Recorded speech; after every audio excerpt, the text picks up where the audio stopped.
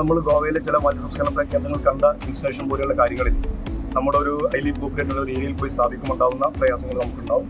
അപ്പോൾ എനിക്ക് തോന്നുന്നത് ഇവിടെയുള്ള മാതൃകകൾ നമുക്ക് വലിയ പ്രചോദനമാണെങ്കിലും ഇതിനേക്കാൾ കൂടുതൽ ടെക്നിക്കലി അല്ലെങ്കിൽ ടെക്നോളജിക്കലി ഹൈ ആയിട്ടുള്ള മോഡലുകൾ രാജ്യത്തോ അല്ലെങ്കിൽ രാജ്യത്തെ പുറത്തോ ഉണ്ടെങ്കിൽ നമ്മൾ പഠിച്ച്, ഇപ്പോൾ എക്സാമ്പിളിന് ഇൻസ്റ്റലേഷൻ ആണെങ്കിൽ അതിൻ്റെ ഒരു ആഫ്റ്റർ ലാസ്റ്റ് ഫൈനൽ പ്രൊഡക്റ്റ് എന്ന് പറയുന്നത് ഒരു മാലിന്യമില്ലാത്ത ഒരവസ്ഥയിലേക്ക് മാറ്റാൻ കഴിയുന്ന രൂപത്തിലുള്ള പദ്ധതികൾക്ക് നമുക്ക് വലിയ സാധ്യതകളുണ്ടാവും.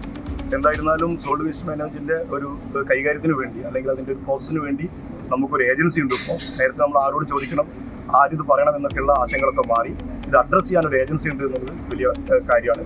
അതോടൊപ്പം തന്നെ ഈ ഏജൻസി പുതിയ മേഖലകളിലെ ഇതിന്റെ പഠനവുമായി ബന്ധപ്പെട്ട് സാങ്കേതിക മികവോടുകൂടി നടപ്പിലാക്കുന്നതുമായി ബന്ധപ്പെട്ട് ചർച്ചകളും പഠനം നടത്തുന്നു എന്നതും വലിയൊരു കാര്യമാണ്. അപ്പോൾ ഇതിൻ്റെ ഒരു ആഫ്റ്റർ എഫക്റ്റായി നമുക്ക് കേരളത്തിലെ മാലിന്യ സംസ്കരണത്തിൽ എസ്പെഷ്യലി സോളിഡ് വേസ്റ്റ് മാനേജ്മെന്റ് കാര്യത്തിൽ വലിയ മുന്നേറ്റം ഉണ്ടാക്കാൻ സാധിക്കും. അങ്ങനെയുള്ള ഇനിഷ്യേറ്റീവിന് ഒരു ബാധ്യത തുറന്നു വെച്ച KSWMPയുടെ എല്ലാ ആളുകളോടും അതിനുള്ള നന്ദിയും അതോടൊപ്പം അവർ എടുത്ത ഈ ഇനിഷ്യേറ്റീവിന് അഭിനന്ദനം അറിയിക്കുകയാണ്.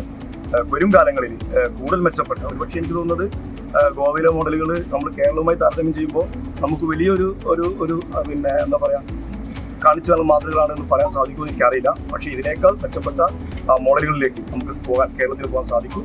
അത്തരം മേഖലകളിൽ പോകാനുള്ള പഠനങ്ങളും ആവശ്യമായ സാങ്കേതിക പരിജ്ഞാനമൊക്കെ നേടാനും ട്രെയിനിങ്ങുകൾ പങ്കെടുക്കാനും ഒക്കെ നമുക്ക് സാധിക്കട്ടെ എന്ന് മാത്രം ആശംസകൾ ജയിക്കും.